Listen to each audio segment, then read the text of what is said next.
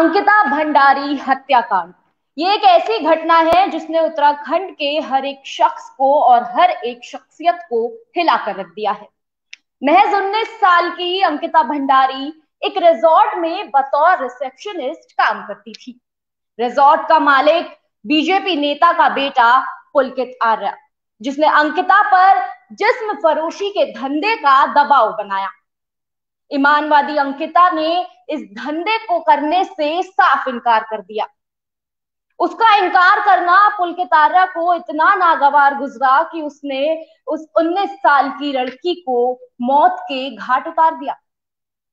अब ऐसे में ये विषय इतना बड़ा है कि अपने आप ही एक चर्चा का मुद्दा बन जाता है। तो आज इस विषय पर चर्चा करने के लिए हमारे साथ शिवानी पांडे जुड़ गई है, जो आयसा की नेशनल एग्जीक्यूटिव मेंबर है। शिवानी जी, बहुत बहुत स्वागत है आपका नेशन वन पर। शिवानी जी, जिस तरह अंकिता भंडारी को मौत के घाट उतारा गया है देह व्यापार ना करने की वजह से, तो कहीं ना कहीं मेरा आपसे पहला सवाल ये है कि जो बीजेपी और पीएम मोदी है वो अक्सर कहते सुनाई पड़ते हैं कि बेटी बचाओ बेटी पढ़ाओ, तो भाजपा नेता का बेटा ही देश की एक बेटी को मौत के घाट उतार देता है। तो ये नारा कहीं ना कहीं विफल होता हुआ नजर आ रहा है, कहीं ना कहीं ढोंग साबित हो रहा है। तो आपका इस पर क्या कहना है? जो बीजेपी का जो ये नारा है, बेटी बचाओ बेटी पढ़ाओ, ये अब लोगों को समझ में आ रहा है कि बेटियों को किससे बचाने की जरूरत है। मैंने हम देश भर में बहुत सारे ऐसे मामले देख रहे हैं जिनमें बीजेपी के जो लोग हैं, बीजेपी के संरक्षण प्राप्त जिनको है, वो लोग महिलाओं के देह व्यापार में, वो महिलाओं की छेड़खानी में, महिलाओं के बलात्कार के केसेस में, उनकी हत्या में, उनके साथ छेड़छाड़ करने के मामलों में सबसे ज्यादा जो केसेस हमें दिख रहे हैं, पॉलिटिकली जो केसेस हैं, तो वो हमें बीजेपी से जुड़े हुए लोगों के दिख रहे हैं। और जो नहीं है, मैंने डायरेक्टली उनसे कनेक्टेड नहीं भी हैं, तो वो भी उनको भी सरकार का, सत्ता का संरक्षण प्राप्त है। मैंने हम यहाँ उत्तराखंड में भी देख रहे हैं, तो ये केस इतना हाईलाइट हुआ है, तो इसलिए हमें शायद इसकी जानकारी मिल गई है कि इसमें बीजेपी के बेटे का नाम आ गया है। लेकिन बहुत सारे ऐसे केसेस हैं जिनमें बीजेपी के लोग साफ तौर पर इन्वॉल्व हैं और वो सामने नहीं आ पा रहे हैं। अभी हम लोग दो तीन एक पिछले साल की ही घटनाओं पर नजर डालते हैं पूरे देश के भीतर, तो हमें उन्नाव का मामला दिखता है, हमें हाथरस का जी मामला दिखता है, हमें यहाँ अंकिता भंडारी का इशू दिख रहा है, हमें असम का मामला दिख रहा है जहाँ महिलाओं के जो देह व्यापार में जो इन्वॉल्व होने वाला है वो वहाँ का प्रदेश उपाध्यक्ष था। या हमें बिहार का एक केस याद है जहाँ जैसे यहाँ नारी निकेतन है, वैसे ही वहां भी इसी तरीके का एक मामला उछला था, और वो चूंकि सत्ता का उनको संरक्षण प्राप्त था इसलिए वो मामला नेशनल मीडिया तक पहुंच ही नहीं पाया, जबकि एक पत्रकार लगातार 40 दिनों तक इसकी खबर करता रहा। तो हमें ये देखने की जरूरत है कि जो ये मामले उठ रहे हैं, सामने आ रहे हैं, इनमें सत्ता के संरक्षण के बगैर बगैर ये सारे मामले हो ही नहीं सकते थे। मैंने पुलकित आर्य का जो मामला है वो ये पहला मामला नहीं है उसका। वो 2016 में मुन्ना भाई जैसे केस में, जिसमें वो अपने जगह पे उसने किसी और को बिठाया था बीएमएस वाले इशू में, वहां दूसरा जी कोई सामान्य घर का कोई लड़का रहता तो वो शायद दोबारा वो एग्जाम दे ही नहीं पाता। लेकिन ये लड़का जो मतलब वहां 2 साल तक टॉपर रहा और तीसरे साल फेल हो गया। ऐसे कैसे हुआ कि 2 साल कोई टॉपर रहा और तीसरे साल फेल हो गया? और हमने देखा कि कोविड के मामले में जहाँ कोई आदमी बाहर निकलने तक की नहीं सोच रहा था, सरकार ने इतने रिस्ट्रिक्शन लगा रखे थे कि हम मजदूर बिल्कुल पैदल चल रहे थे, गाड़ियां नहीं लगाई सरकार ने कि शायद हम उसको बढ़ावा देंगे उस चीज को कि जी हम खुद ही गाड़ियों को चलाएंगे और लोग अपनी जो कोविड की गाइडलाइन है उनका फॉलो नहीं कर पाएंगे। और ये पुलकित आर्य उन गाइडलाइनों के बीच में हरिद्वार से और जोशीमठ पहुंच जाता है। तो वहां अगर वहां हमने शायद रोक लिया होता, चीजें रोक ली होती, तो शायद ये हमारे सामने ये चीजें नहीं आती। लेकिन हम बार बार कह रहे हैं कि जो बेटी बचाओ बेटी पढ़ाओ का जो नारा है वो महिलाओं को बीजेपी के लोगों से बचने की जरूरत है, महिलाओं को बीजेपी के जो नेता है उनके बेटों से बचने की जरूरत है, महिलाओं को बीजेपी के जो सत्ता के जो लोग हैं, वो किसी भी सत्ता के लोग हैं, उनसे बचने की जरूरत है। वहां से महिलाएं बच जाएंगी तो वो पढ़ भी लेंगी और अपने पैरों पर वो खड़ी भी हो जाएंगी, उनको किसी और की जरूरत नहीं है। तो हम यही इन सारी चीजों पर कहना चाहते हैं कि बेटियों को बीजेपी के लोगों से बचाइए, ये रूढ़िवादी जो सोच है इन लोगों की। और आप जी ये देखिए ना कि ये वाला इशू आया, लोग प्रोटेस्ट कर रहे थे, उसके बीच में आरएसएस के कुछ लोग अंकिता भंडारी और उसके फैमिली पर किस तरीके के आरोप लगा रहे थे कि उसको वहां जाने की जरूरत क्या थी, उन उसके पिता लालची है, और इसी तरीके के आरोप जो हम पुराने अपने दादी परदादी के जमाने से जो चीजें सुन रहे थे। जी, तो कि कुल वो मिला आज के के दिन लड़की कई, की गलती है। हाँ मतलब लड़की आप कैसे करके भी लड़की की गलती निकालिए आपको। मैंने वहां अंकिता गई तो उसने कहा कि आप मेरी हत्या कर दीजिए, इस टाइप का मतलब। और अंकित तो भला चंगा लड़का था, उसने हत्या कर दी तो उसने कोई मतलब ऐसा लग रहा है कि जैसे उसने अंकिता की हत्या नहीं किया, जैसे उसने ककड़ी काटी हो मतलब। तो इस तरीके का जो उनका पूरा एक विचार है, उस विचार के खिलाफ लोगों को लड़ने की जरूरत है। लोगों को लड़ने की जरूरत है कि उन लोगों ने किनको सत्ता में बिठाया है। हम इसी प्रकरण में देख हम्म। रहे हैं कि यहाँ जो पटवारी से लेकर के और स्टेट का डीजीपी तक कैसे आरोपियों के पक्ष में खड़ा हो रहा है, कैसे पूरा पुलिस प्रशासन आरोपियों के पक्ष में खड़ा हो रहा है। लोग सवाल उठा रहे हैं पुलिस की कार्रवाई पर, और सरकार ट्रोल आर्मी की तरह काम कर रही है। तो ये हमें जी सोचने की जरूरत है, हमें देखने की जरूरत है। शिवानी जी, जैसा कि आपने कहा कि सत्तारूढ़ दल जो है वो भी कहीं ना कहीं अब टारगेट हो रहा है, तो इसी को लेकर मैं ये भी जानना चाहूंगी कि दिन पे दिन अंकिता भंडारी के केस में एसआईटी नए नए खुलासे कर रही है और आरोपियों पर पुलकित आर्य और उनके जो साथी संगी थे जो इस जुर्म में शामिल थे, उन पर नई नई धाराएं लगाई जा रही हैं, धारा पे धाराएं लग रही हैं, लेकिन अब तक जो मामला है वो सजा तक नहीं पहुंचा है। तो कहीं ना कहीं ये इसलिए क्योंकि पुलकित आर्य रसूखदार परिवार का बेटा है और साथ ही साथ बीजेपी नेता रह चुके हैं जो कि अभी बीजेपी सत्ता में है। तो कहीं ना कहीं ये वजह है या फिर क्या वजह है कि अब तक 1 महीना होने को है और अंकिता के आरोपियों को सजा नहीं मिली है?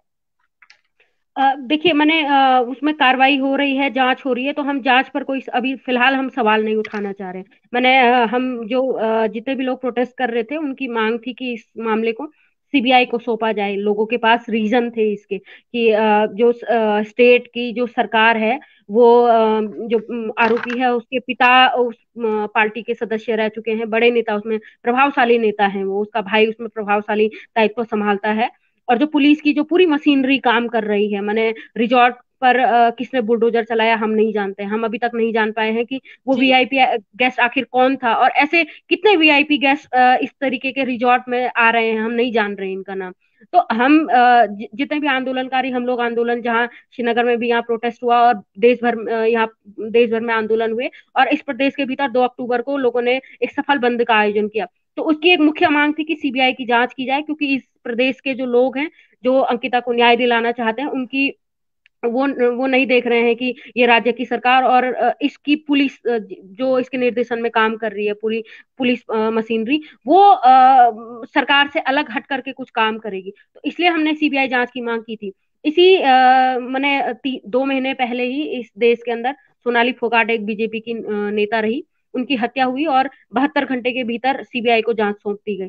तो ऐसा जी इस केस में आखिर क्यों नहीं हो पाया है? हमारा सवाल तो ये है कि यहाँ सीबीआई क्यों नहीं आ रही है, जब वो बंगाल में बिना सरकार राज्य सरकार की अनुमति के सीबीआई ईडी पहुंच जा रही है, बिहार में पहुंच जा रही है, दूसरे गैर भाजपाई राज्यों में पहुंच जा रही है, तो यहाँ उत्तराखंड में वो क्यों नहीं आ रही है? ना वो यूपीएसएससी के मामले में आ रही है, जो इतना बड़ा इशू हो गया है इस प्रदेश के लाखों युवाओं का भविष्य अंधकार में है, लेकिन यहाँ जी सीबीआई नहीं आ रही है। क्यों?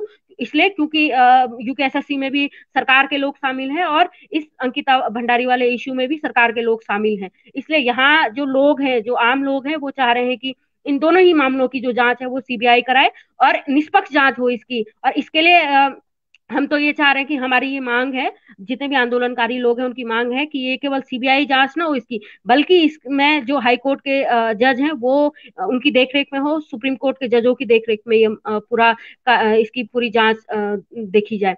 क्योंकि हम उस पुलिस पर कैसे भरोसा कर सकते हैं जिसने जो इस पूरी घटना का एक चश्मदीद जगह रही है, वो रिजॉर्ट, वहां उसकी सुरक्षा तक जी नहीं कर पाई है। हम उस दौर में पैदा हुए हैं जब हम सारे बच्चों ने सीबीआई सीआईडी सीरियल देखा है टीवी में, और उसमें हमने जी देखा कि मैंने किस तरीके से जो पुलिस के लोग हैं वो किसी जगह को सील करते थे।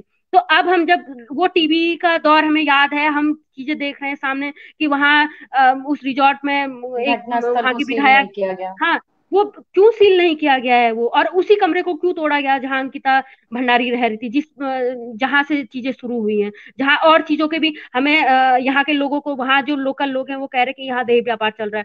तो वो जो जगह है वहां, ये केवल अंकिता के हत्या का मामला नहीं है, बिल्कुल नहीं है ये अंकिता के हत्या का मामला। और केवल इसलिए ये मामला नहीं उछला है, ये मामला इसलिए उछला है क्योंकि उस अंकिता भंडारी ने वो सारे मामले उछाल दिए पीछे के, जो इसकी आवाज में चलाए जा रहे थे, जो वो देह व्यापार का पूरा एक रैकेट चलाया जा रहा था, वो सारा मामला इस अंकिता भंडारी केस ने उछाल दिया है। तो हम चाह रहे हैं कि जी वो जो देह व्यापार का जो पूरा मामला है, पूरा रैकेट चल रहा था, उसका खुलासा ये सरकार करे। और चूंकि हमें सरकार पर भरोसा नहीं है, इसलिए हम चाह रहे हैं कि ये पूरा मामला सीबीआई देखे और हाई सीबीआई कोर्ट या को। सुप्रीम कोर्ट के जजों की निगरानी में ये पूरी जांच हो। जैसा कि आपने अभी अभी कोर्ट का जिक्र किया है, हाई कोर्ट का जिक्र किया है, तो शिवानी जी मेरा आपसे एक सवाल और ये है कि अभी हाल ही में खबरें आई हैं कि दीपिका सिंह राजावत, जो कि एक ऐसी वकील मानी जाती है जो गैंगरेप और हत्या जैसे मामलों में सबसे तेजी से इंसाफ दिलाती है, और कठुआ गैंगरेप मामले में भी उन्होंने ये साबित किया है, आरोपियों को महज 18 महीने में उन्होंने उम्र कैद की सजा दिलवाई।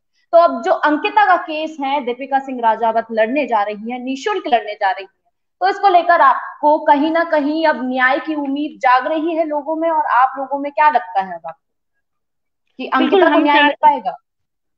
बिल्कुल मैंने जी वो इस केस को लड़ रही हैं तो बहुत अच्छी बात है। कठुआ के केस में भी यही बीजेपी के लोग शामिल थे, जिन्होंने जो आरोपी थे इस पूरे केस के, उसके पक्ष में बीजेपी के लोगों ने, बीजेपी के जो कैबिनेट मिनिस्टर थे कश्मीर में उस टाइम पे, जो पीडीपी के साथ गठबंधन में जो सरकार में जो कैबिनेट मंत्री थे वहां, उन्होंने रैली निकाली कि ये चूंकि हिंदू है, आरोपी चूंकि हिंदू था, इसलिए उसके पक्ष में रैलियां निकाली कि इसको सजा नहीं हो सकती है, ये इसने कोई गलत जी काम नहीं किया है। तो उसके खिलाफ दीपिका जी ने केस लड़ा है, तो हम उनको सलाम करते हैं, इस पूरे देश की जनता उनके लिए सलाम पेश करती है।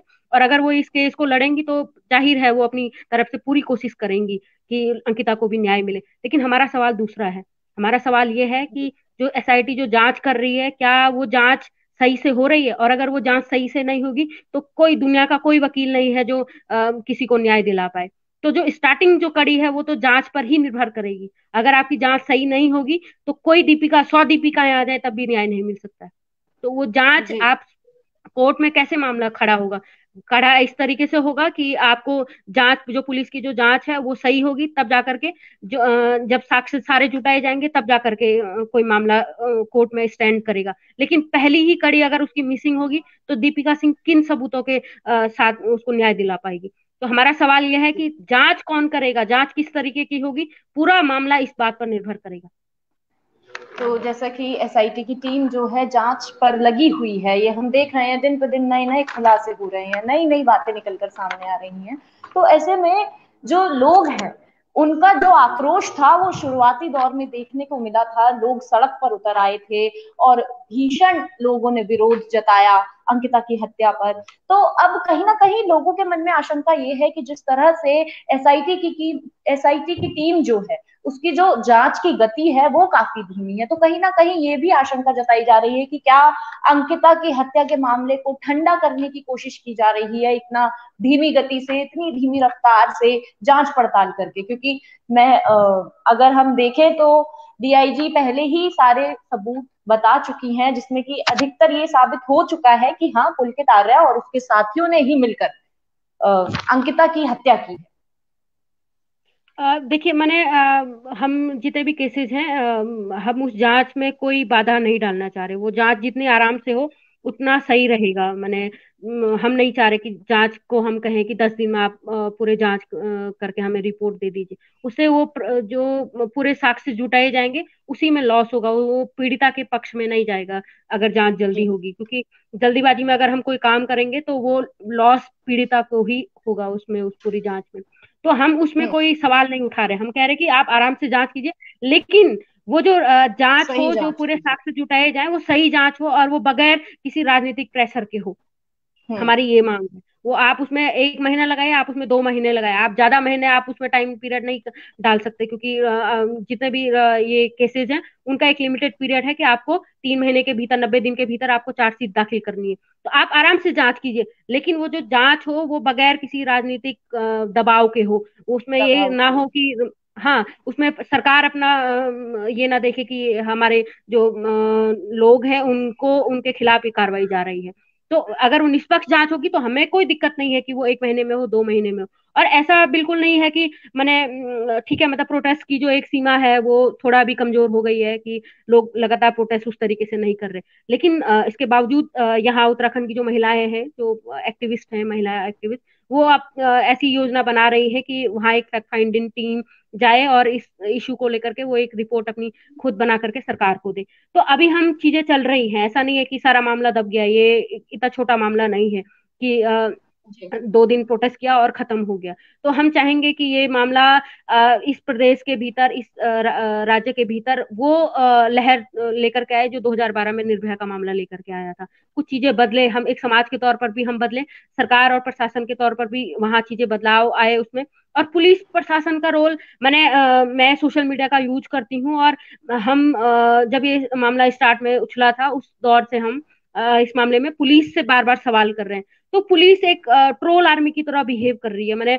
मेरे पोस्ट पे आकर के मुझे जवाब दे रही है, इंडिविजुअल जवाब दे रही है। आप कितने लोगों को जवाब देंगे कि भाई ऐसा मत कीजिए, और बार बार धमकी दे रही है कि आप गलत सूचनाएं मत प्रेषित कीजिए। अब हम देख रहे हैं जी कि मैंने पुलिस का जो पुलिस को जो काम करना चाहिए था कि उस रिजॉर्ट को सील करती, वहां रिपोर्ट दर्ज करती इस वाले इशू के बाद से, जो राजस्व पुलिस और रेगुलर पुलिस का जो इशू था वो बहुत उछला। लेकिन हम देख रहे हैं कि रेगुलर पुलिस तो कोई अच्छा काम कर नहीं रही है, उसने तो रिजॉर्ट की सेफ्टी नहीं की। जी या उसने, ऐसा तो नहीं था कि वो अंकिता भंडारी के केस को 19 तारीख को नहीं कर सकती थी, नहीं ले सकती थी, ऐसा तो बिल्कुल भी नहीं है। इवन खुद जो पुलिस के जो आला अधिकारी हैं उन्होंने इसी साल एक चिट्ठी उनकी वायरल हो रही है, वायरल सभी के पास होगी, होप तो आपके पास भी होगी और आपने भी पढ़ी होगी, कि जो राजस्व पुलिस के अंदर जो गंभीर मामले हैं, ये डीआईजी की तरफ से ये चिट्ठियां आई हुई है। ठीक है, और उसमें कहा जी गया है कि जो गंभीर मामले हैं राजस्व पुलिस के अंदर, उनको आप रेगुलर पुलिस को दीजिए।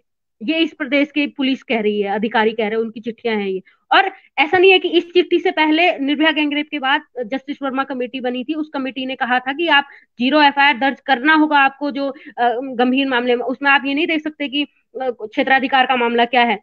तो यहाँ इस प्रदेश के भीतर वो सारे आप हम हमारा सवाल यह है कि उसके पिता, अंकिता भंडारी के पिता 3 पुलिस थानों में गए, मुनि की जी रेती और चीला रेंज और एक दूसरे थाने में वो गए, तो आपने वहां रिपोर्ट दर्ज क्यों नहीं की?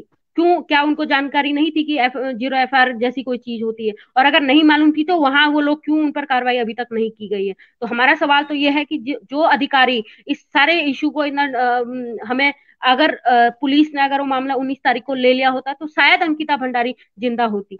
बहुत सारे ऐसी चीजें। जी और अभी जब हम प्रोटेस्ट कर रहे हैं तो हम ये भी व्यवस्थाएं हमें सुनिश्चित करनी होंगी कि अंकिता भंडारी का मामला वायरल हो गया है, बहुत सारे ऐसे मामले हैं जो वायरल नहीं हो रहे, उनका वायरल उनका न्याय कौन सुनिश्चित करेगा?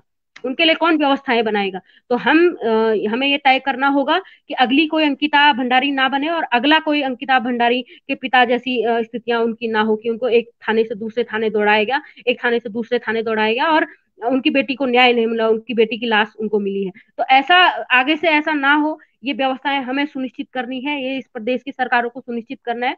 और पुलिस को जितना सेंसिटिव बनाए जाने की जरूरत है वो बनाए जाने की जरूरत है, आज के दिन पर भी बनाए जाने की जरूरत है। केवल खाकी में इंसान का सोशल मीडिया ट्रोल करने से कोई पुलिस खाकी में इंसान नहीं बन जाती है। वो अपना वैसे ही रौद्र जी रूप उसका रहता है कि वो किसी बाप की बेटी गायब हो गई है और वो उसको एक थाने से दूसरे थाने दौड़ा रहे हैं।